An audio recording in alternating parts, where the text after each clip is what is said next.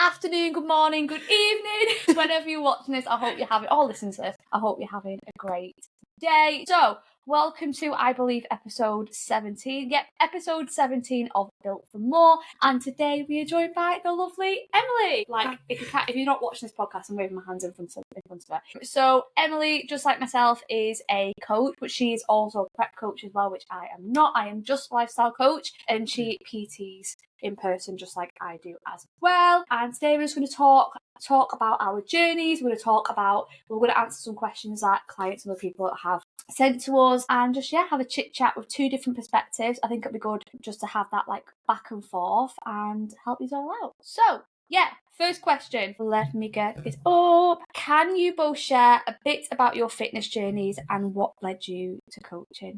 Would you like to go first? Yeah, so I've always been active. From a kid, I used to play sport at school, which is literally at the back here, which is mad. Like, I still can't get my head over the fact that there's houses on the field that we used to play on. It's crazy. Yeah, it's mental. Literally all my life, played sport from being young all the way through high school. I danced, then I got lazy. Then I fell pregnant, and then something just switched. I think he was about 3, maybe 4. No, it was 3.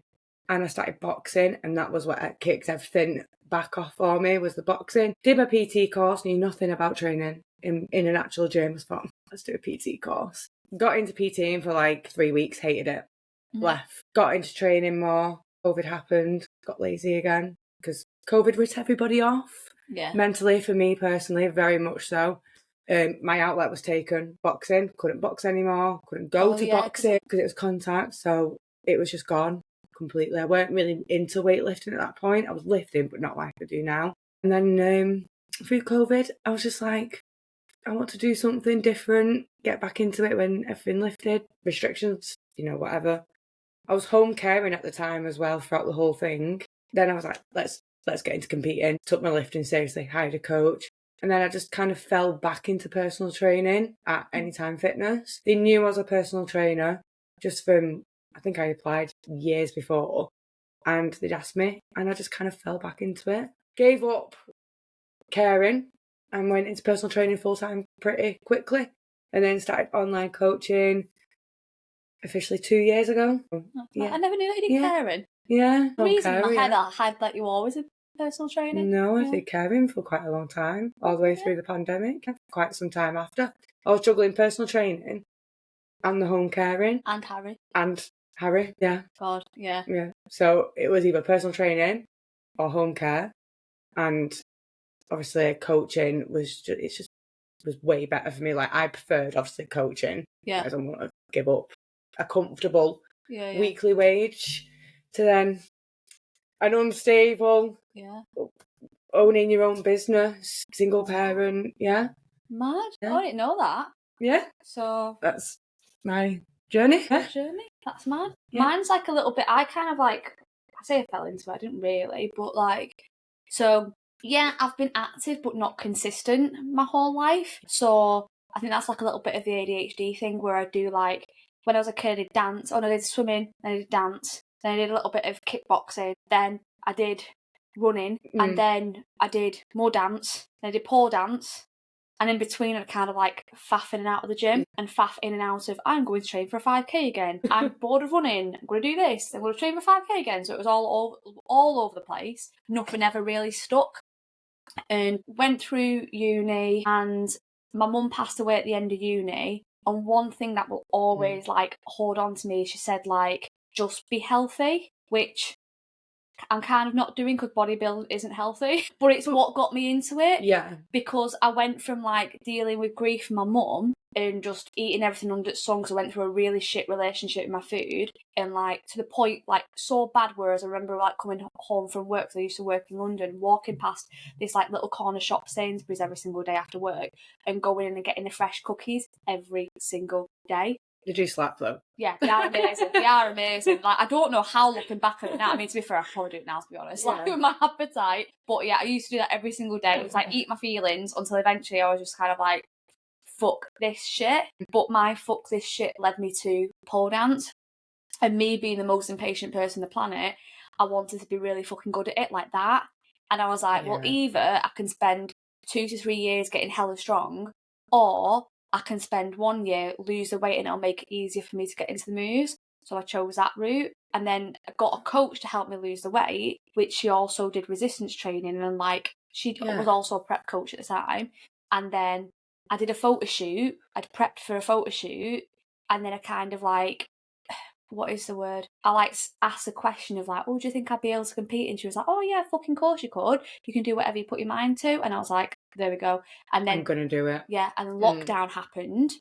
And then during lockdown, I was like, I did my PT qualification, but I didn't do my PT qualification in order to coach. I did it to help me, because I was like, oh, I can use a PT qualification so I can be a better bodybuilder athlete. But then as I was doing my PT qualification, I don't know what yours was like, but I had to have like a guinea pig, both for my level 2 and level 3. I like did. An in-person. I did, yeah. God, Yeah. I did mine years ago. I did mine, God, probably about 6-7 years ago, you know. Yeah, because I don't think they have. I Yeah. don't think you have to have like a guinea pig person anymore nowadays on these online ones. Do you know? I don't know. No, because I had to actually go to from my level 2 somewhere in Bolton, an actual gym in Bolton. Yeah, I had to go to this Fitness First in Yeah. Winslow. It's a pain in the ass. I had to go somewhere in the Manchester City Centre for my level 3.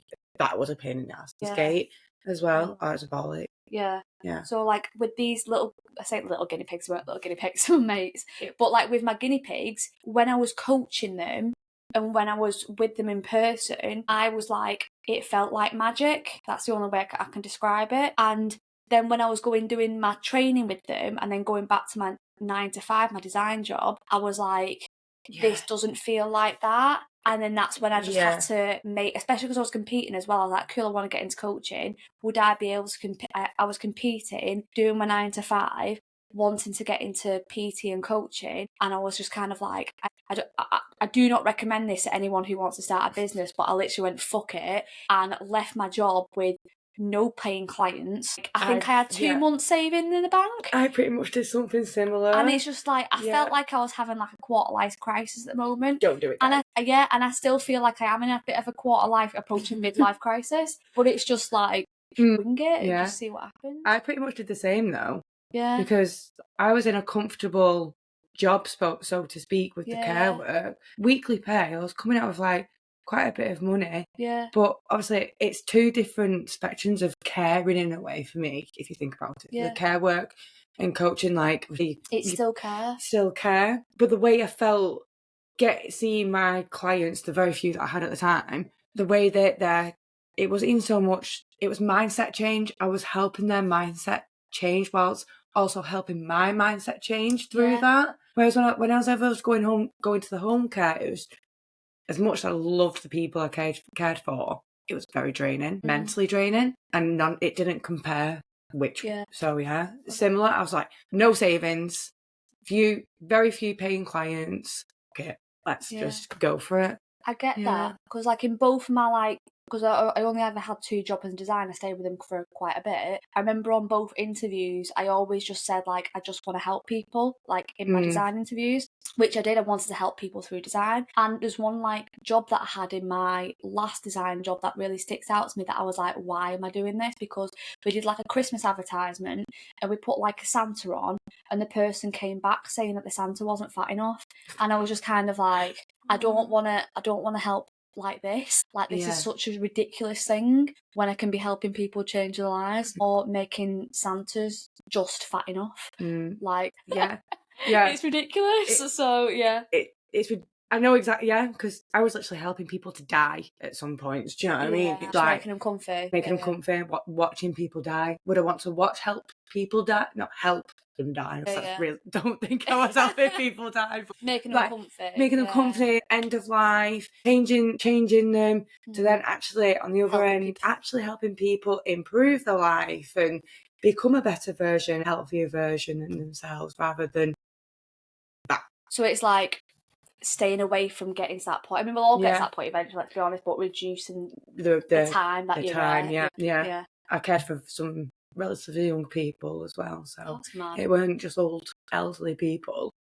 So I was like, that ain't happening to me. Definitely not. Yeah. And I get that because, like, with my mum, like, being ill at what I think is, I think it was like 54 or 55. It's quite young. Yeah. So it's like, to me, that was young, and I still believe that she was young. It's like, I don't want to get to that point, or if that is in my future, I want to try and reduce the chances or push it back as much as I can. Yeah. And that's health and fitness is the way. It is. Right, next question. Let's all get to the gym, guys. Many women struggle to juggle fitness with career, family, and personal life. How do you help clients fit training, nutrition into a packed schedule? Do you want to go first? Because I could ramble on. Well, I might ramble on a little bit. So, with all of this, depends on the person. So what I do when someone signs up to me is that I'll give them a questionnaire and try and find out as much as possible about them, how much time they have, their life, etc. Minimum, I will give someone 3 training sessions and whatever cardio, and I'd be, again, dependent on cardio. Like, I'd like to say 3 lots of cardio, but again, it depends on the person. Most people who come to me that say that they're like really busy, they can still do like 3 lots of cardio a week. It's only on very rare occasions where I'll turn that down and do maybe like 2 training sessions, 2 cardio. But that is very, very rare when I'm kind of like, yeah, fair enough. But majority of people can make that time. So there's that. And then that's pretty much it, basically. Is like, give them that, have a look. If they're like, oh no, I can't do 3 training sessions, which I highly doubt, I'll get them to show me either like a Google Calendar or just their calendar on a piece of paper. I love it's that. Like, I sit down and like, show me your time. Like, when do you go to work? When do you come back? When you're sorting the kids out? When are you doing your meal prep? When you're doing your meal prep? When are you like having your chill time or in the evening? Like, what time do you go to bed? I'll literally nail everything, just to be like, okay, what time, and also what's your fucking screen time? Because if you're spending like 2 hours a day on TikTok, that's a gym session. Screen time is a big one, 100%. And I had someone say to me the other day who, I'm not going to name names, it was in DMs, about how they didn't have time to do training, and we kept on talking through DMs, and they mentioned about how they managed to get, how long it took them to complete Skyrim, this video game. It took them like 2.5 weeks to do this video game. Now, I know this video game, I fucking bum off this video game. Like, I've played it since it was released, which is pretty embarrassing because it must be over 10 years now. But like, since it released, that game to complete would take me like half a year right now, and when I worked in my 9 to 5 would probably take me a good couple of months. So the fact that it took them 2.5 weeks to complete it, I'm like, fuck off, you do have time. Wow. If you're spending that long playing video games. That's a lot of time. Wow. I don't know if I answered that question. I think, I just tend to call people out on the bullshit, but this is what that's what I do. If people say around to me and say, I don't have time to go to gym, bullshit. Yes, you fucking do. I'm a single parent who's also juggling a business. You've got the fucking time, guys. You have the time. Because I just don't stand for, I don't have the time, because you do. When people say, I'm a single parent, okay, how much of a single parent are you? Without sounding awful, that's how much of a single parent are you actually? Because you literally don't have the other person. I do not have the other person. I don't really have much family support. Like, obviously I don't have my child now, but that's only because John's on the field with him. Do you know what I mean? Like I've bobbed him off on John. I literally, that's literally the only time I get to myself is when he's at school. So that's when I get my training done. It kills me to do it all in between 9 o'clock and 3 o'clock. I get my training done. I do any admin on a set day. I make sure it's on a set day. Do my check-ins on like the 2 set days that I have. Do any errands that I need to do, like food shopping, steps. If I've got cardio, squeeze some cardio in. Squeeze a few clients in, the ones that can come in through the day. And the ones that can't come through the day, my child does come to work with me, so that I can. It is jam-packed, but I make time, and I make sure that me and Harry still have time together as well, you know, by taking up Sundays off work or a Saturday off work.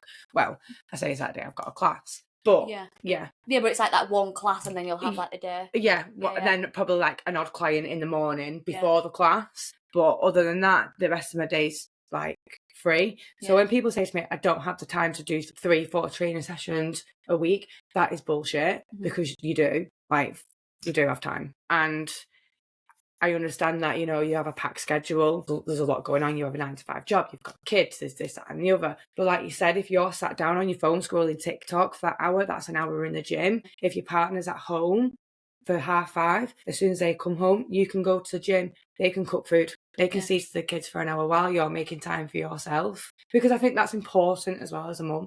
You lose your identity, like, massively. You're not just a mum, and people seem to think that you are. Losing that identity and taking that hour for yourself makes you realise that you're not just a mum. You are obviously a strong, independent woman. Like, because that independence does get taken away from you as well, because you've got something constantly there. But in regards to like training, again, it's either 3 or 4 weight training sessions a week, depending on the client. I've had a client, she was on 4 training sessions a week, but she's training for a 10, is it a 5K? I think it's a 10K. It's either a 5K or a 10K. So she's got running in there as part of for her cardio. Her recovery was a bit shit, having the 4 weight training sessions and then the running. So we've pulled a weight training session and we're doing 3 up until May. And when she's done a run, we're going to pull the running, up the weight training sessions, because she can handle that. She's a mum as well. She's a full-time job as a teacher, which is it's mega. Full-time teacher, full-time mum. Fair enough, she has a partner. That's why I said, guys, guess what? She can go to the gym because it's like partner could have kid. Yeah. We're also fortunate to be in a gym that has a crash. Yeah.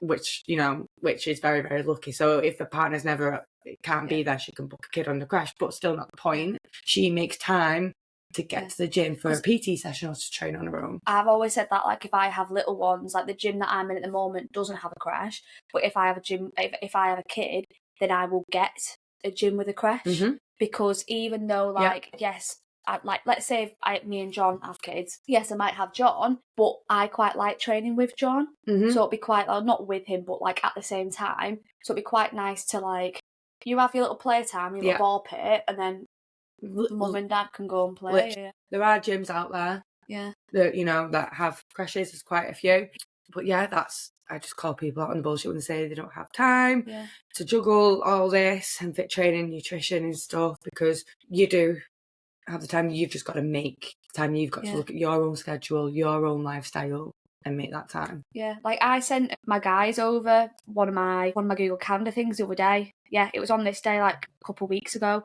Whereas I started work at 7 and I finished at 8:15, and I literally had like an hour to get my training in. And as soon as after my 8:15 PT client ended, I then had cardio. So I left the gym at 9, and then I was home, food, bed, wake up at 6 the next day. Like, shit, obviously I don't want to do that, but that's how that day ran. And I screenshotted that and was like, guys, you do have time. Yeah. Because I don't know anyone, like, apart from, like, again, yourself and, like, and John with his buddy 3 job that are like that. Yeah.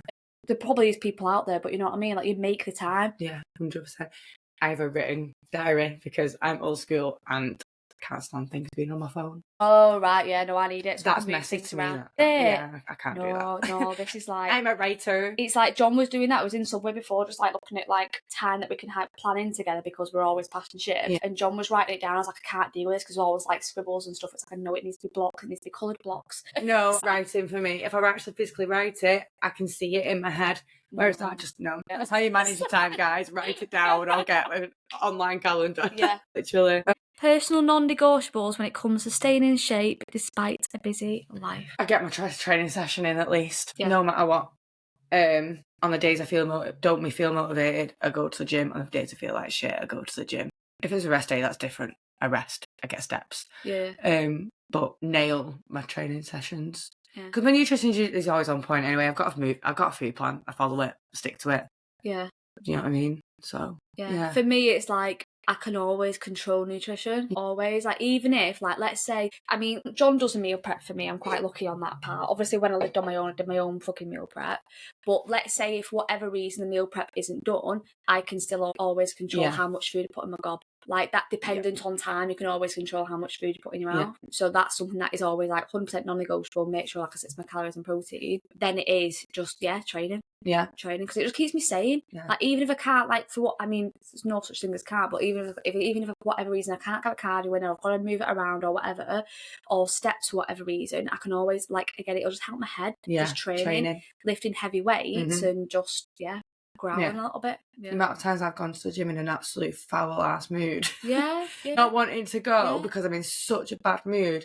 lifted the heavy weight and gone, I'm a beast, I'm amazing. Yeah, like so big-headed by the end of it. But that's the thing, like, a lot of people won't go to the gym because they're, like, sad, angry, whatever emotion it is, but it's the best fucking fuel. Yeah. Like, dig into that emotion to feel it. Yeah, like, if you're angry, fucking go for it. You'll probably lift heavier. I've cried during reps. Yeah. I've literally cried. Like, yeah, that's definitely my non-negotiables train. I don't meal prep though.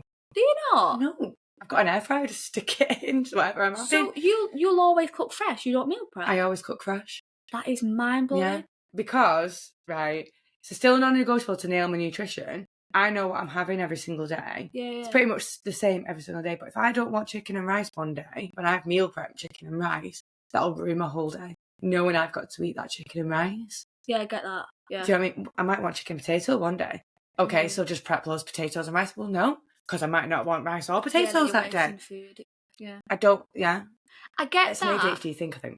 Yeah, I get that because, one of an ADHD trait I've got. Yeah, so I'm quite like that with food. So, like, John will meal prep my food, and I know that he hasn't meal prepped as much this week because we both do the meal plan together, but it's kind of like there's the meal plan there for me because I like to plan my own food in so that I know that I like it and I'm not getting weird meal plans. Not that meal plans are weird, but sometimes. Yeah, I like to manipulate my meal plan. Yeah, I do. I do because, I get it. I just like to have that control. I'm still eating whole foods and all that jazz. But anyway, like, basically, like, with that meal prep, sometimes I won't always eat the same foods every single day. Like, today, what was on, like, my fitness pal, I think it was like this burger that he made for me and, like, sweet potatoes and veg. And when I was in the gym, I was like, I don't want that. I'm just not feeling it. I had a protein bar instead. Obviously, I've had the fucking Subway salad as well, my fruit and veg and all that jazz. And the Sunday dinner later, which is veg. Yay! And I'm eating a mostly whole food diet, but I was like, I really wanted that protein bar. So I literally went into my fitness pal, jigged a few things around, fit it in, done. Yeah. Like, that was literally me this morning. Every morning I have, you're going to be shocked when I tell you this, I always have a bacon and egg bagel every morning, right? And I had no bagels in, so I went to Tesco this morning to get my bagels and a few other bits. And I was like, do you know what? I've never had sourdough bread. No. I've never had sourdough. I knew that was going to be your reaction. Yeah. So I was like, I'm going to get some, and instead of having a bagel, I'm going to try sourdough bread. But life's been changed. Are you sticking with the sourdough? Yeah. Oh, it's amazing. Because I pretty much have the same thing. Every single morning, I'll have, like, my bacon medallions, my egg and my egg whites, and a bagel. But I'm a bit weird. Like, I eat it all separate. It sounds like you have it all together. Okay. Like a little sandwich. Yeah. Oh, no, I've got to eat it separately. That is a thing, though, for me. Like, I'll eat things separately. No. You'll see when I eat the Sunday dinner in a bit, I eat it in, like, an order. Oh, I eat my Sunday dinner in an order. It's got veg first. Yeah. And then it's a tricky one after that because it's all the... Depends. But yeah. That's weird. But yeah. I don't like the dryness. I don't like the dryness of bread. Yeah. But yeah, training, nutrition, non-negotiables every time. Yeah. Definitely. Yeah. Oh, 100%. Definitely. Motivation whilst on your menstrual cycle. This is a really good one. We already had a chat about this when we was on the way here. We did. We had a bit of a rant about it. We did a little bit. Being on cycle's hard, especially when you've got, like, obviously PCOS, PMDD, ADO as well. That's quite a rare one that you hear of, but it is like, the hormonal issues. We both have PMDD. Premenopausal as well. Like, premenopausal. When you'll get the random period every now and again. Yeah, with the hormonal dips, the mood dips, comes with motivational dips. Yeah, it's hard work. You're not motivated in your training. Yeah. You're not. Regardless of your cycle or not. I just go when I'm due on, when my PMDD kicks in. I can never say this, but usually about 2 weeks, a week and a half before my period. What, you lose your first? That one. Yeah. I can't say it. I was like, Liliptimal? What's that? I can't say it. Yeah. Through that phase is when I'm at my saddest, and I'm like, I'm so sad. Yeah. I'm so depressed. I could just sit in my hole and wallow in my self-pity. I drag my sorry ass to the gym anyway. Do I enjoy the session? Not particularly. Is it my strongest days? No. But I still know I've ticked that box. Yeah. And that's my motivation is, okay, I've ticked that box for another day. I always think, like, so I'm the same, luteal phase. Fucking mental health is, like, in the floor. My body image is pretty much like so negative. I very negative. Struggle looking at myself in a mirror. It wasn't the last pausing session we had, but it was a pausing session before that. Yeah. When I think I mentioned that I was really bloated or something. Yeah. I can't remember.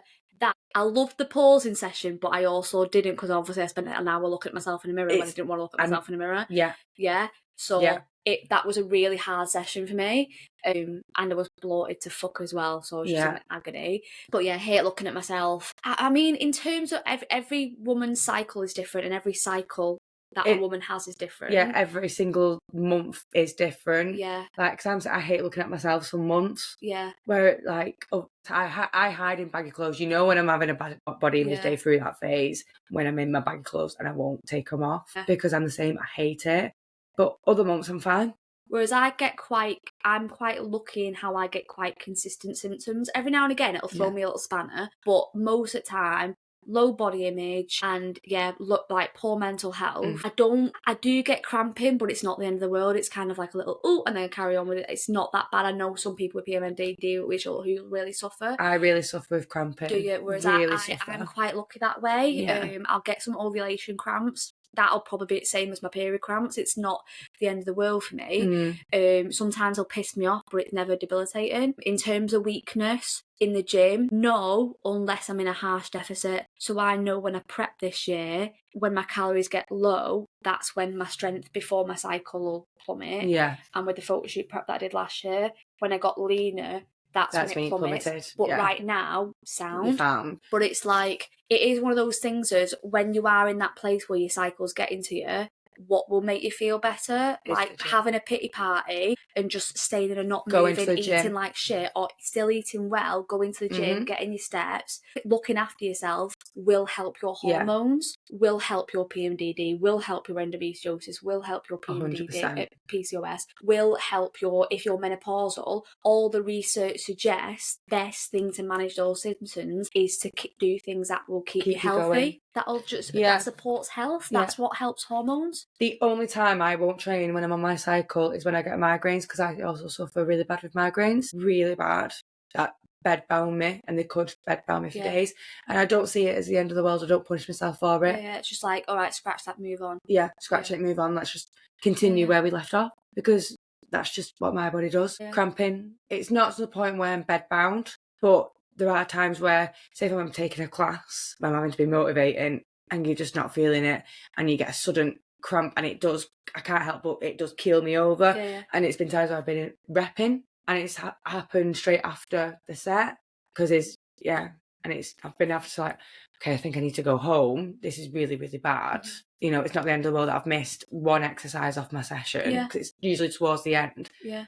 And I've usually come. Yeah. And like, if that happens, like, it's not the end of the world. Like, what is it? A drop in like all of the rest of the year? Yeah. But again, like, I'm guessing when you're having your migraines or when you're having those cramps, you probably still control your nutrition. Yes. Yeah.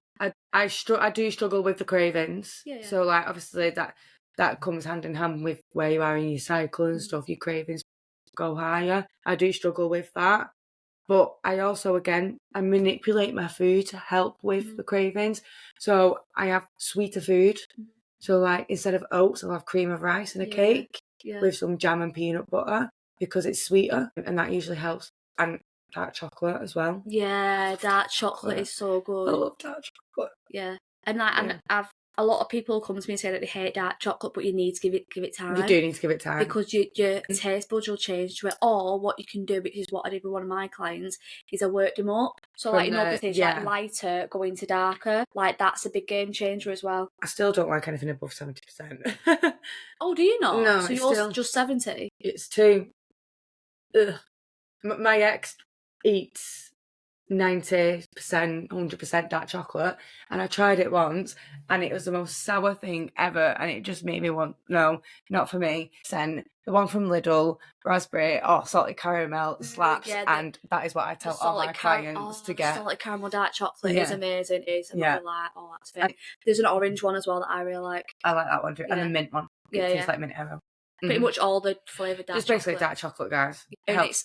I don't mind, like, I don't mind 80. I can't remember the last time I tried 1995. I know John's dad picked us up 100% one. I weren't a fan of that. I weren't a fan of 100%. It's dead sour. It's proper weird, like, it's horrible. Yeah. So that's why I like dark chocolate. It does help with my cravings, especially through my menstrual cycle, because it's that little sweetness in my life. When you need the sweetness in your life. Cream of rice as a cake is a good hack. Yeah, when you're on. Yeah. Definitely. Whereas I'll like manipulate my calories. Again, it depends. If I'm on prep or in a severe, like if I'm on like a photo shoot cut, it's different. I will go for the more whole food stuff like the cream of rice. Whereas as it's now and like I'm on maintenance and probably the beginning part of prep, what I'll do is I manipulate my calories to be like, oh, I'll have a Kit Kat. I have done that before as well. Yeah, it's like just like a little really Freddo. Freddo, like something like that, just to scratch the itch. I've done that too. Yeah. That helps. Yeah, because a Freddo's only 100 calories. There's nothing in it, really. But obviously, right now, because I'm at the end of my cut. Yeah, it's just tightening up. Yeah, I'm just tightening up. So I'm more lenient when I'm maintaining and bulking than I am cutting. I am quite strict myself when I'm cutting, but when it comes to maintenance and bulking, I will track in like a Freddo or even a Galaxy because I'm on that many calories. It's like John's got a full bar of Galaxy caramel that is managed tracking. I've sacrificed my dark chocolate today for a roast dinner. Have you? Oh no, I've not. I've got an oats later because I've saved my oats, so we're okay. I've got the roast dinner and a creamy later, which I'm looking forward to because I've never had a creamy. Oh, you need to at some point. Like when it's summer, we'll sit in the garden and have a creamy, but it tastes banging with coconut milk. Oh, because if you use chocolate protein powder and coconut milk, it tastes like Bounty. Love Bounties. That's another one I have tracked in as well when I'm on. I'm like, yeah, Bounty. Definitely. How do you handle clients who feel guilty about prioritising their fitness over family or work? I've felt that guilt. I get it. I have felt that guilt. I felt that guilt in prep last year. That's why you cut it short, wasn't it? Yes, one of the many reasons why I cut my prep short was because I was riddled with guilt, mum guilt, and that guilt is never going to go away. It's always going to be there, but you're also not going to step out of your comfort zones and grow mentally and physically. If you don't prioritise yourself, you can't keep on putting everything before you. Yes, your kids are a priority. Yes, Harry will always be a priority, but so am I. I am also a priority. Harry seeing me, dedicate myself to that and managed to accomplish what I did accomplish inspired him. Him seeing me prioritise myself inspired him. Yeah, because he asked you to train. Yeah, he wants to train. And he does. You should have seen him in the gym the other day when I was trying to PT. He was like training. And do you know what? His form's better than some people, so he's been training for a while. Sorry, but it's not great. It's like whatever, but it's not bad either. So I get the guilt. You are always going to feel guilty, especially dragging your kid around for steps. Harry was doing 18,000 steps a day with me at one point. The hours that he has spent in the gym, but them hours that he spent in the gym, the hours that he spent walking, the hours that he's seen you prioritise yourself has also inspired him to want to prioritise his mental health.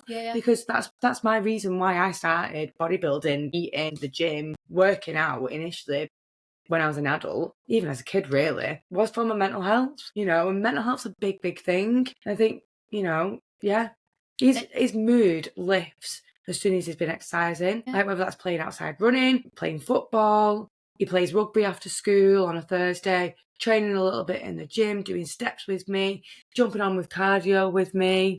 He loves it. But that's not a bad thing, because a lot of people be like, oh no, I can't take my kid to do 18,000 steps. But if you think about it, there's so many parents that'll just let their kids, and this is going to sound awful, but I fully believe in what I'm saying, rot in front of the TV, playing video games, eating shit all day, whereas you taking your kid out for 18,000 steps is actually really fucking good. That's a good thing. Don't get me wrong, Harry has screen time. Harry is one of those kids that sits there in front of a TV. He can sit there all day. It's like when he's in the crap, he's playing on that Nintendo or whatever he's on, a Switch, He can sit there if I let him. And there have been days where he has had pretty much a full day of sitting there on the screen.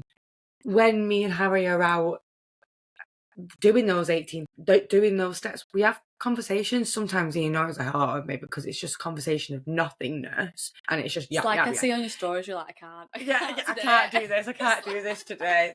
But we have had some really good conversations. And that's bonding.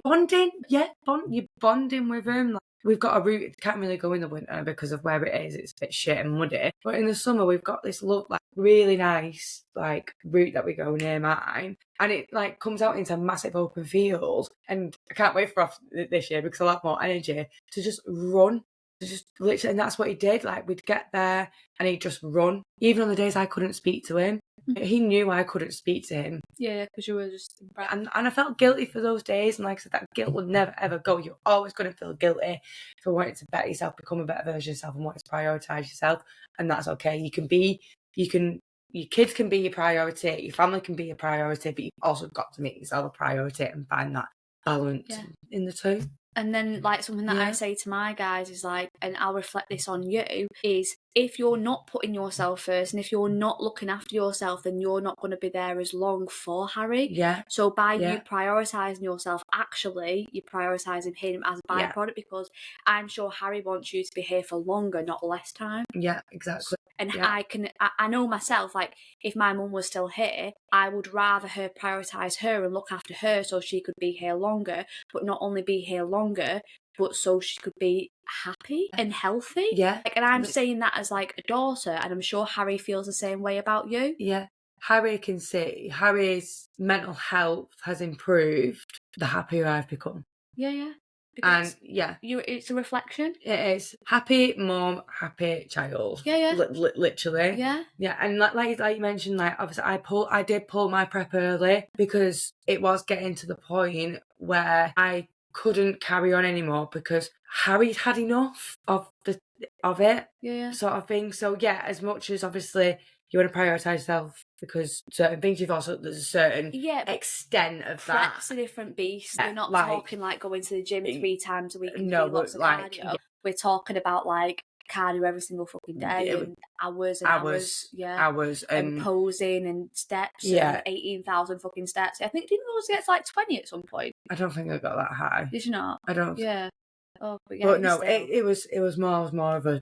I wasn't present at that point for him then, and that was okay, that's enough now. I'm not present anymore. Yeah. So it's a different beast. But you're always going to feel guilty. Yeah. No matter what. Yeah. So I think I've said my side of that as well. It's put on your oxygen mask before helping others. And in terms of what it says about work as well, is I got into a hole of this.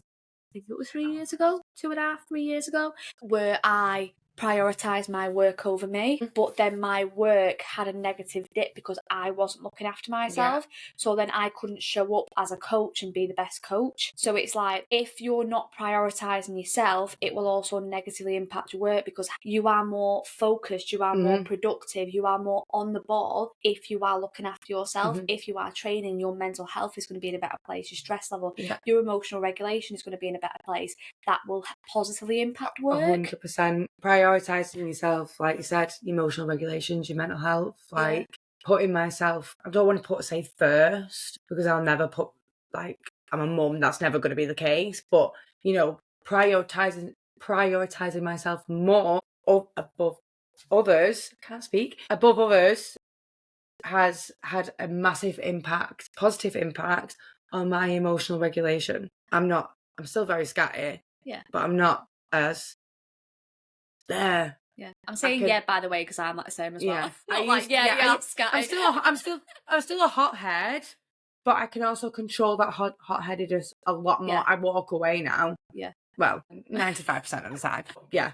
Whereas before I'd go all in. So prioritise yourself isn't a bad thing. I remember when I weren't prioritising myself as much, something had happened during the day where I'd have a complete meltdown and that day would be a disaster. And let's say if I was communicating with a client, I knew that I wasn't fully there. Yeah. And that's because I wasn't looking after myself. And I say this to all my guys all the time, is my clients deserve a healthy, happy, energetic, focused coach. 100%. They don't deserve someone who's burnt out. So by me prioritising, setting boundaries, it's no, I am fucking training at that time. No one is booking the PT session with me. Not because I don't care about that client who wants a PT in that time. It's because I do care about them. and I want them to have an amazing coach. And I am not going to be an amazing coach if I don't do that. Yeah, I'm the same. I'm like, I'm not doing any PTs on this day after this time, because that is my time to have some time off, because I fucking need it, because I work 6-7 days a week otherwise, and to go to a different gym for a change of scenery to train and to just have some time to myself without having to think about coaching or anything else, because by 6 o'clock I'm back at that gym doing a class. No PTs after 10 o'clock in the morning that day, because that's my time until 6 o'clock where I've got to be back for a class, and that's the only day I take off for myself. And it's helped not burning out, because I was guilty of burning out and then going, guys, sorry, burnt out, I need a day. So you're more productive because of that. And it's like, Harry deserves a happy, healthy mum who can be there and be present. John deserves a happy, healthy girlfriend who's not miserable and depressed and hates herself. John deserves that, and I deserve that from him. And it's like, so that time is not selfish, it is selfless. It's more selfish being like, no, I'm not going to do that. I'm just going to sit here and wallow in self-pity. Yeah, exactly. So priorities, we love a priority. So Elise is one of my clients who is competing this year. Really exciting. First time, she looks sick. My little pocket rocket. Will we be on stage together, or is her... No. 7th of September? No, she's 20... She's doing naturals at Derby. Right. Yeah, she's doing naturals at Derby. And she's a junior. She looks sick.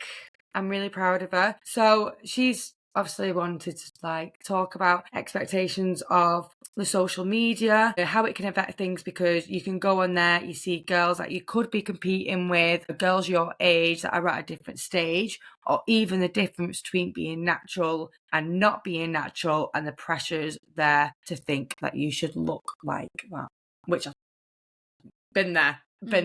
Yeah. Do you want to go first on that one? So in terms of the social media comparison, you can look at it both ways, because there is always going to be someone who looks better than you. Always, unfortunately, it's just the way the world is. But you can use that as I'm not as good as them, or you can use that as a source of inspiration. It is possible for them to look like that. It is possible for me to look like that within reason, because I know she's mentioned that second part of it as well. So if you know, for example, Elise is natty, that person that she's looking at is natty, fair enough, you have that comparison there, use it as a source of inspiration. But also with competing, it's knowing why you're competing. I think that's a big part of it as well. 100%. It's like, are you competing to be better than everyone else, or are you competing to be the best version of yourself? Whereas for me, I'm competing to push myself out of my comfort zone and to also inspire my clients. If I come first, it'll be fucking amazing. If I come third, it doesn't really matter, because I know since the last time I stepped on stage I've improved, and I know regardless of what fucking I am, I'm still going to inspire my clients and random people on social media either way. So it doesn't overly matter to me. Literally. I've literally done a post about it today. The pressures you put on yourself. And the differences between my two shows. So PCA, I actually preferred my PCA look to my winning look, looking back. And PCA, I put so much pressure on myself, because I remember going backstage, and I remember seeing one of the girls, Sammy. She's lovely, love her. She's beautiful inside and out. And I remember she competed the year before and came second to Jess. And I remember seeing her backstage and thinking, fuck, I've lost. Done it. Fucked it. And I had this expectation of me, top three, nothing else. Top three have failed. No, guys, that's not the case. That is not the case at all. But I put that pressure on myself. I saw, obviously, these girls backstage, and then I did start comparing myself backstage. And that's the worst thing that you can do in that moment, is compare yourself to these girls. You don't. At the end of the day, you've got to remember what it's taken for you to get there, how much you've done in regards to how much cardio, posing, the hours and hours you've spent in the gym, ticking those boxes is a win. And someone, like you said, someone's always going to be better than you. Someone's always going to look better than you, and it depends on who shows up on the day in regards to the shows as well. You can't control that, it's you, and you are gonna look on social media and compare yourself and shit yourself over these girls thinking that they're gonna be on stage. But at the end of the day, getting on stage is a win. Yeah. It's a win anyway, and don't let a placing or whatever, that side of things, overshadow the enjoyment of the day and the journey to the day. Like I said, I compete for getting to know myself a bit better. You know, like when I'm in prep, my brain opens up boxes that don't necessarily open any other time. Yeah. And that's why I compete, is to get to know myself better. And like I said, your reason why is a big, big thing. And someone is always going to be better. You can either use it as motivation or inspiration, or let it affect us to the point where it ruins the whole day. Basically, 100%, because fight for first place, you don't want to be kind of like, place, like you shouldn't be like that. I did on an FM. That's how I went into an FM. I was backstage at an FM going for the diva category, and I was like, do you know what? I don't give a shit. I really don't give a shit. Yeah, fair enough behind stage. Yeah, I was like, I don't. When you're prepping, it doesn't matter. Yeah, like, you want to be like, no, I'm nailing my cream of rice. I'm doing this. That. Yeah, you want obviously nail all the boxes. Yeah. Yeah, everyone wants to win. We're all going out there, and if someone says I don't want to win, you're lying to yourself. Like, you do. That's why you're competing. Yeah, you do want to win. You know, having a nice trophy's nice, isn't it? Do you know what I mean? But when you're back a stage, the work you can't do out then. Yeah, like, it's done, innit? The competition is the work and the gym sessions, the pausing before you get on stage. When you're there, that's it. You're just there either to collect a trophy or to not collect a trophy. That's it. Yeah. Just show off and just have fun either way. But the placings is like, it can be the smallest thing that makes someone place above the other. Yeah. Someone could have literally done one more posing session than you. Someone might have a background in dance and you might not have a background in dance, which makes it show up better on stage. The fitness model category, the person who won their IFBB pro card just had a darker tan than the person who came second place. So it's mad. Me and Jodie literally spoke about this the other day on our catch-up Skype call. Yeah. And we were talking about my show PCA, and we both know what differentiated me from fourth and third was my posing, because I was so nervous. Yeah, my posing went to shit, and I can see that as a posing coach, and obviously because I know myself. Yeah. Yeah, and that's probably because you did the comparison in the back. Yeah, I was that nervous. So it can be as little as posing. Was you so much calmer on the MFM? Yeah, because my mindset was different. Yeah, because I remember you chilling with us at the show for ages. Whereas I know on PCA I didn't see you for most of it. Yeah, because I was shitting myself backstage, worrying about. I was so stressed out that day as well. I was comparing myself so much to the other girls throughout the day. Essentially, it affected my everything, you know. It overshadowed the enjoyment of the day for me as well, comparing myself and getting into my own head and putting that unnecessary pressure on myself, because you don't need to put that pressure on yourself.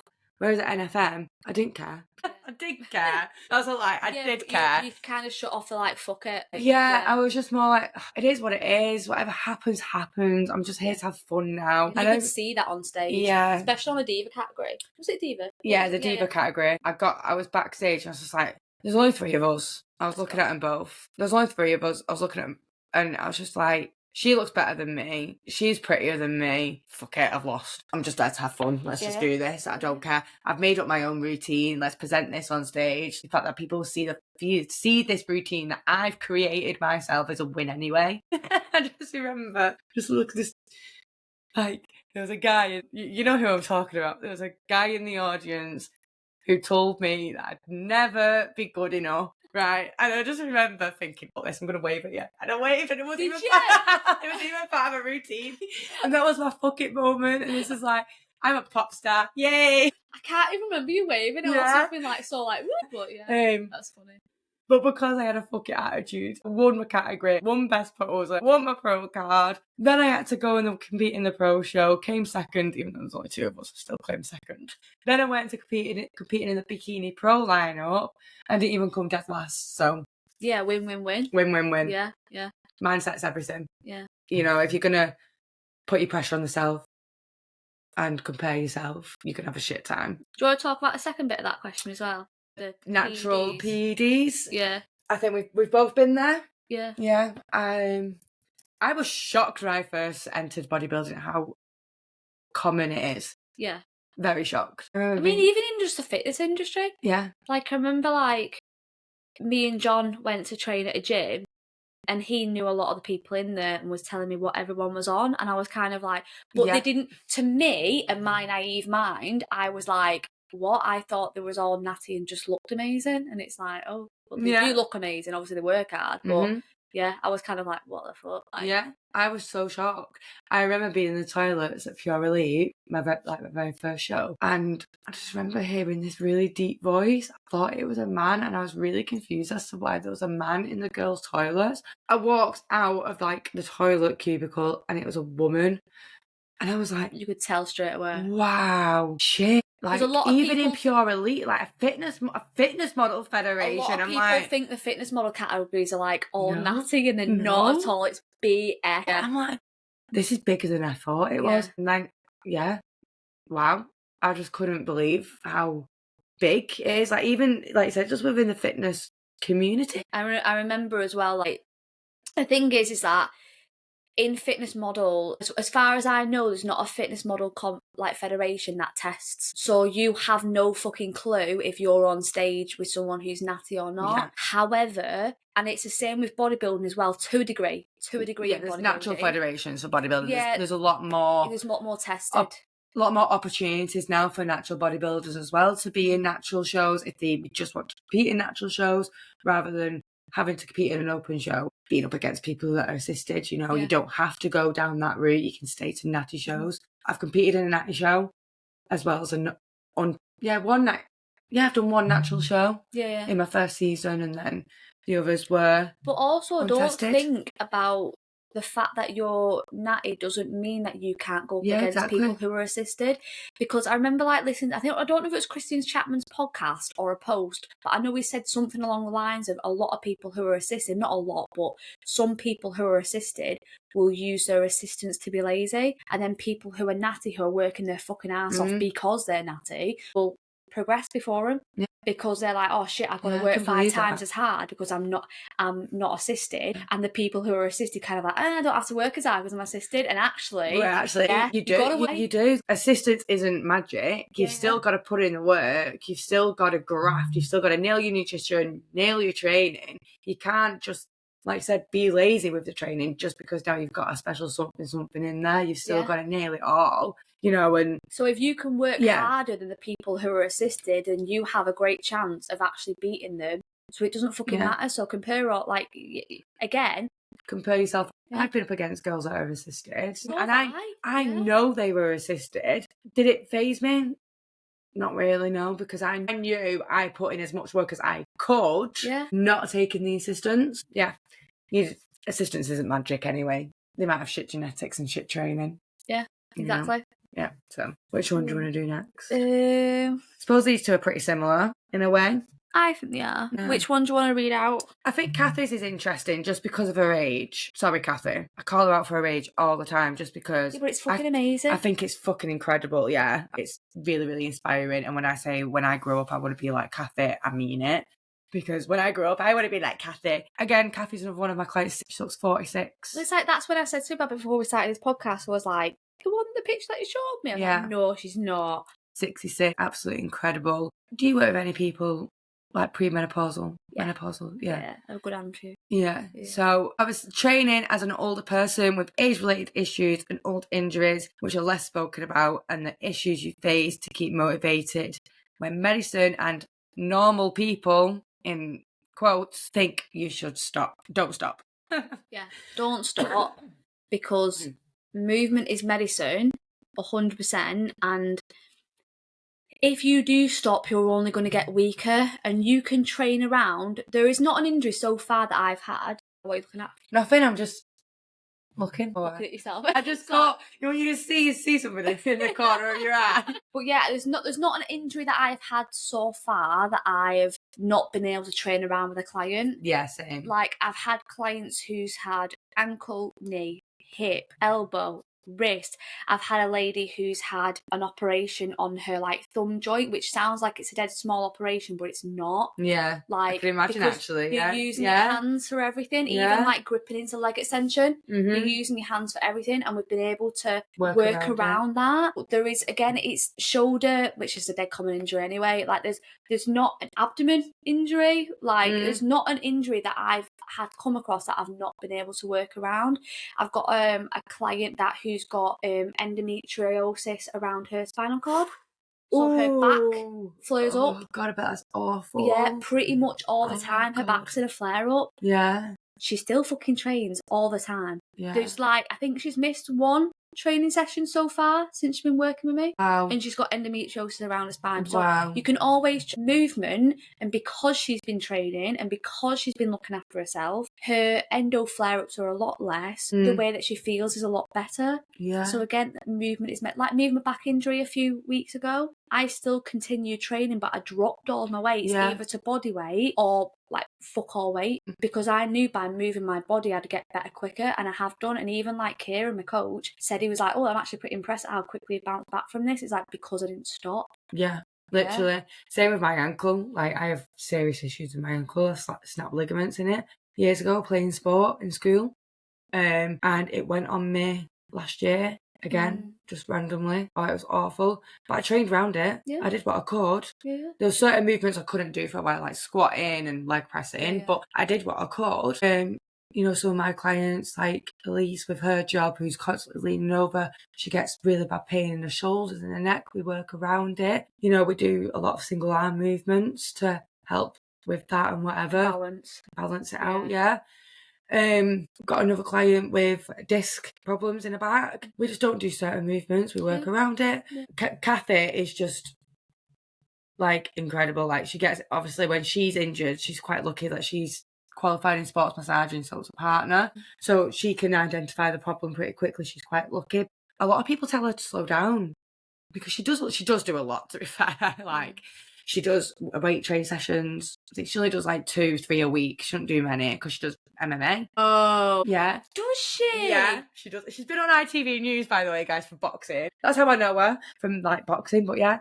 Yeah. So if anyone uses age as an excuse, like, I just shut up. Like, yeah. It's like MMA. 66? 66. MMA fighter. MMA. Fucking hell. Still teaches it as well. Yeah. And whenever she's got an injury or any niggles or anything like that, she works around it. Yeah. She's one of them clients that you can kind of just give a plan, leave. Like, yeah. You know what I mean? Like, she's mint. Like, whatever. If she's got any problems, she'll message. Yeah. She communicates good. She's a really good communicator, yeah, because I think because she's been in the industry herself for so long, she's coached herself as well. Like, she used to personal train. She knows that communication's key. So if she's ever got a niggle or she niggled her back, I think it was last week or the week before, just picking up stones. She's not stopped. She's just works around that. Yeah.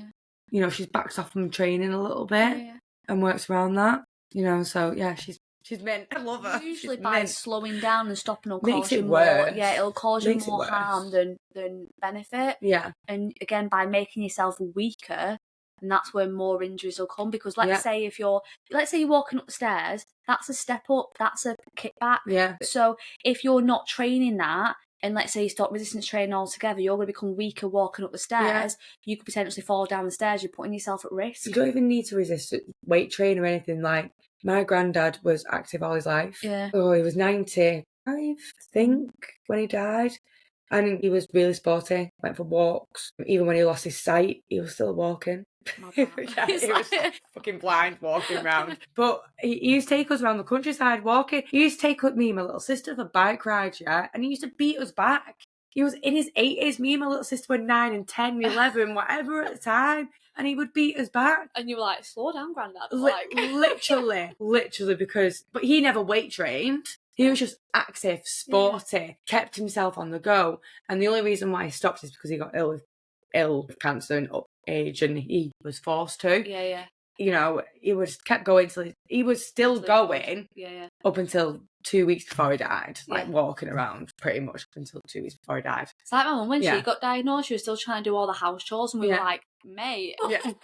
Yeah. So, like, don't slow down. Yeah. If people tell you to slow down, don't do it. because being active is good for you. It gives you a longer life. Live happy life until your 90s, like my granddad did. And if it weren't for his illness, he would have lived to 100.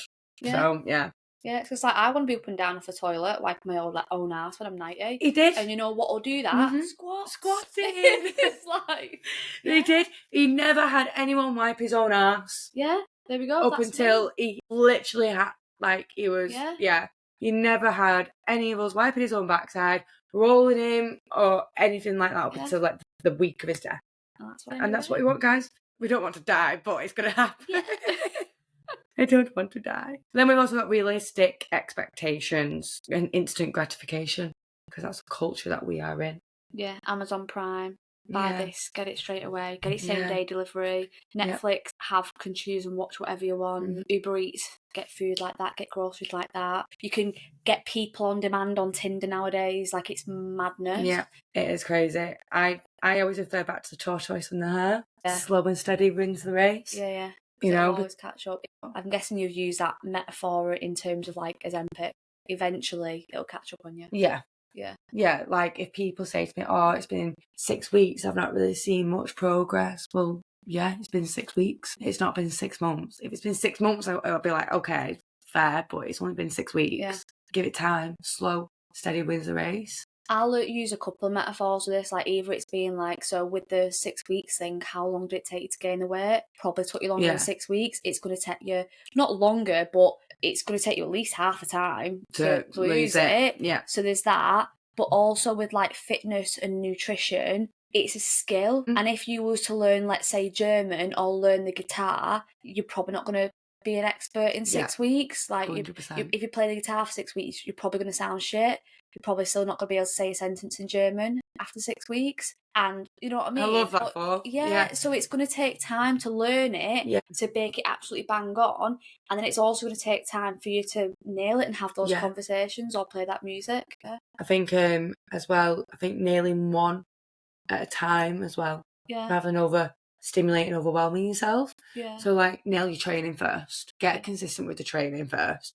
And then we'll look into nutrition. Because I think if you do the two, for me personally, like I found nutrition very, very, very overwhelming, nailing nutrition. So nailing my training first and then nailing my nutrition. And now obviously they both come hand in hand and it's just a non-negotiable now, like we said earlier. So I think rather than being so stressed out about nailing both, focus on one first, which is training. If you're eating 3 meals a day consistently, fine, perfect. You know, training, then look at your nutrition, let's look at your protein, see if you are hitting your protein goal. So it's not so overwhelming. I do the same thing, but tend to do it the other way around. So like I'm like, right, prioritise nutrition. Yeah. Again, depending on the person, sometimes I'll start out with like 2 training sessions and then I'm kind of like, how do you think about adding a third one in? How do you feel about this? And then trying to get them to do more training after nutrition's been nailed. Or sometimes it'll be like, let's start you off on a meal plan and then phase a meal plan out. So let's say they'll have like 4 or 5 meals on the meal plan. Take one of the meals away, give them calories to track. So they might have 500 calories to track. So much protein, and then that'll be 2 meals. So they'll have, let's say, 1,000. I don't know off the top of my head. You know what I mean? And then so much protein. Yeah. I put all my newbies on a meal plan. Yeah. All of them.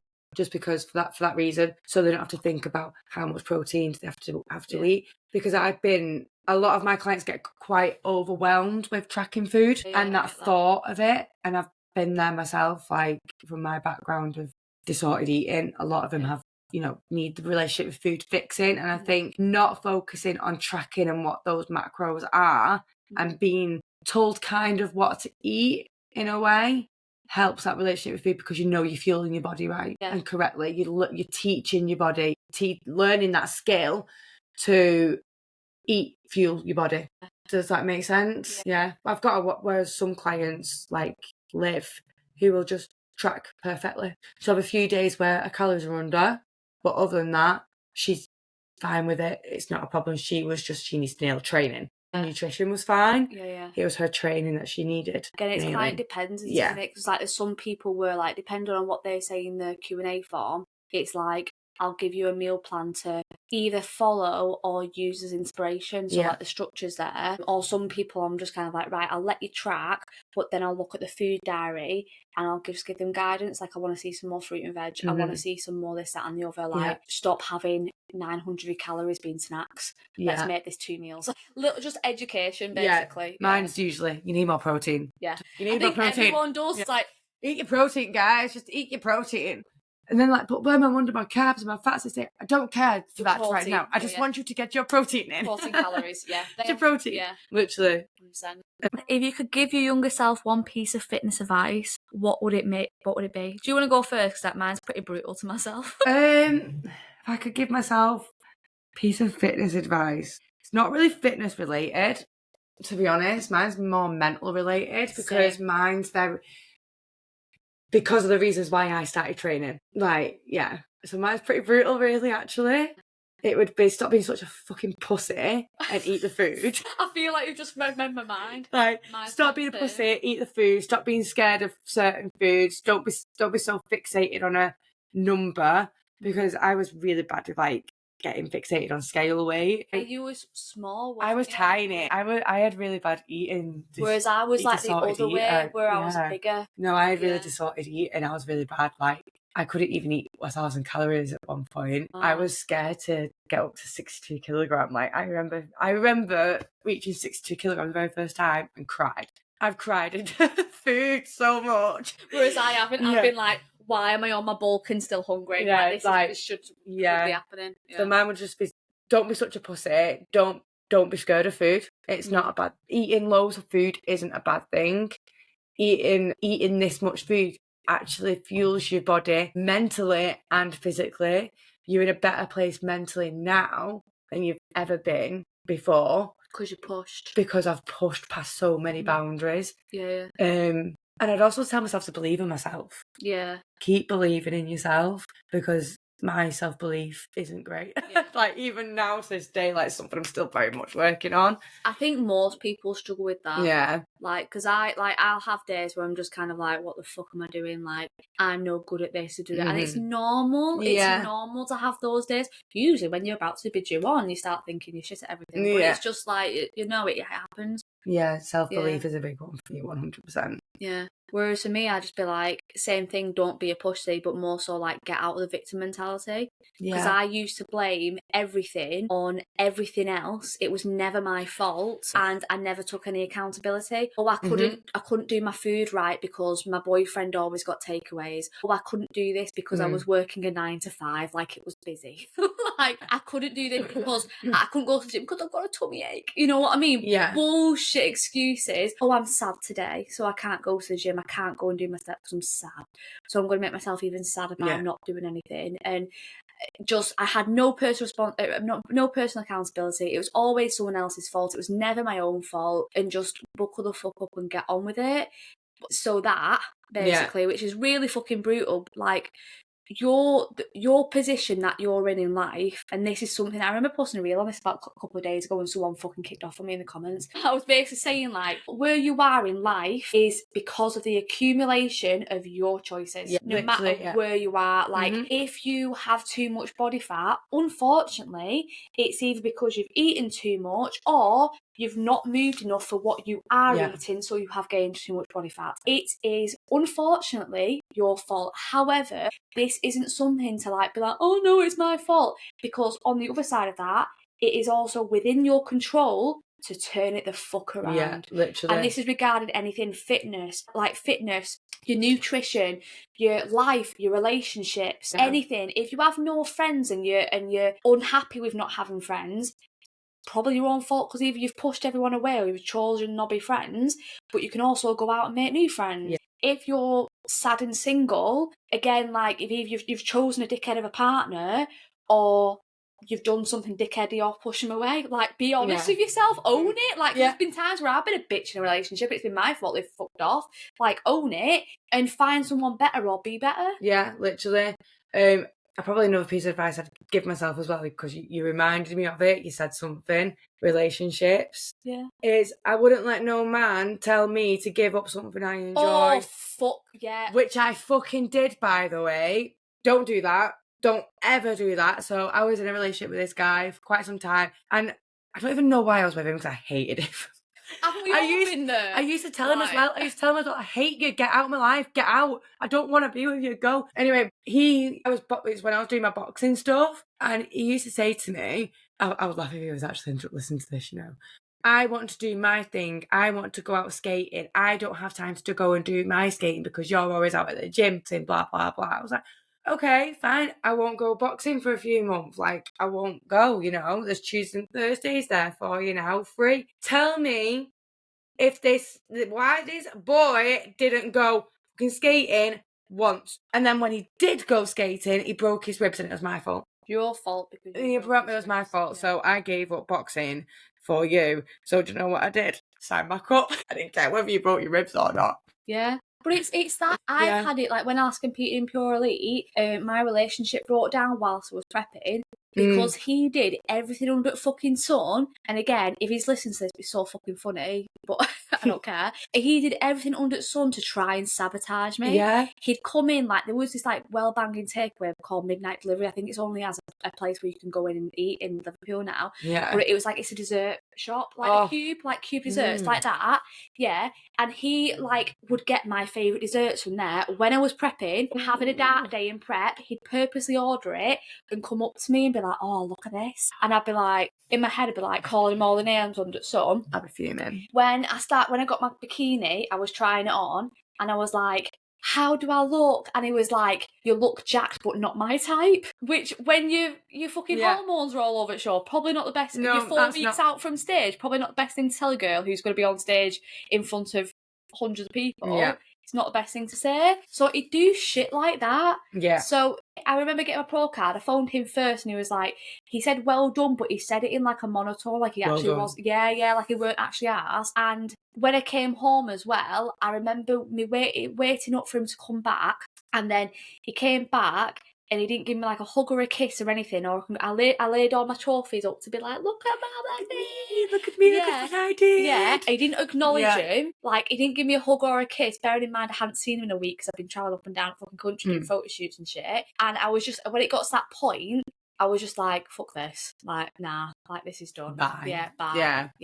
Yeah. Don't change yourself for any man. Don't give up your hobbies. Don't change your lifestyle choices for anybody either. And I remember, like, I think my torch is on. And when me and John got together, that was like a really big thing that we had a conversation about. Is like, I was like, if you get in the way of my business or my training, like, we're done. There's no conversation about it. And he said the exact same thing with his Thai boxing. He said if I ever got in the way of that, and his biking, I think it was as well, it's like, no, be gone. Yeah, something a conversation me and Ethan had, even though we're not together anymore. He was amazing. Like, we prepped together. That was fun. He was amazing. He's gonna be dying. John's gonna be dying at the same time as me. That's cute. Not prepping, but it's gonna annoy me because he'll probably get shredded like that. Yeah, but that was cute. Another conversation.